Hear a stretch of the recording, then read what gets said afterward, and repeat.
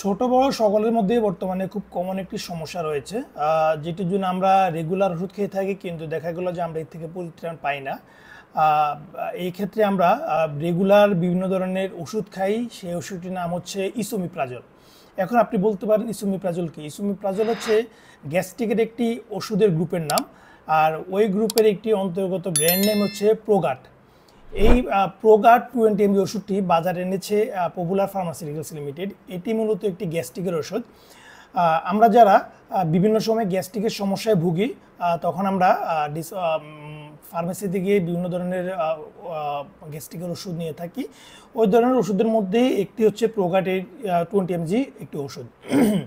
এই ওষুধটি আপনি কোন কোন কারণে খাবেন? প্রথমত, আপনার যদি গ্যাস্ট্রিক আলসারের সমস্যা থেকে মুক্তি পেতে চান, সেক্ষেত্রে আপনি ওষুধটি সেবন করবেন।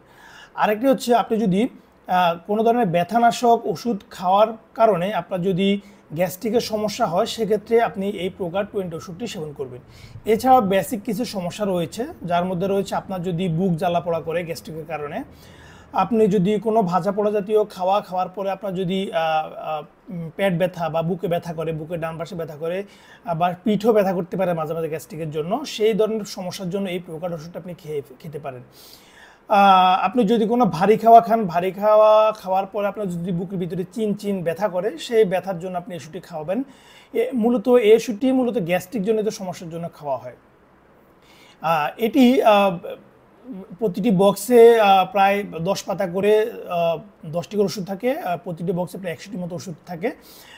এটির দাম কম বেশি বাজারের উপর নির্ভর করে, কারণ হচ্ছে আমরা এখন যখন এই ভিডিওটি করতেছি তখন একরকম দাম থাকতে পারে, এক বছর পরে অন্য আরেকটি দাম থাকতে পারে। সেই জন্য আমরা ওষুধের দামটি আমাদের ভিডিওতে আমরা উল্লেখ করি না, কারণ হচ্ছে দাম কখনো সেম থাকে না।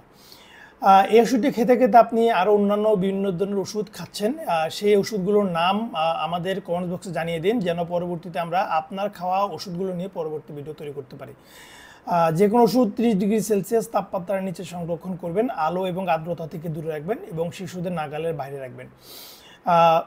ডাক্তারের পরামর্শ ছাড়া কোনো ওষুধ সেবন করবেন না। যদিও এগুলো গ্যাস্ট্রিকের ওষুধ, আপনারা নিজেরাই কিনে খান, কিন্তু তারপরেও মেডিসিন কখনোই নিজে নিজে কিনে খাওয়া ভালো নয়। আপনার অবস্থা বুঝেই ডাক্তার আপনাকে যে ওষুধটি সাজেস্ট করবে, আপনি সেই ওষুধটি সেবন করবেন। সুতরাং আজ এতটুকুই। ধন্যবাদ। পরবর্তী ভিডিও দেখার জন্য আমন্ত্রণ রইল। ভালো থাকবেন, সুস্থ থাকবেন। আসসালামু আলাইকুম।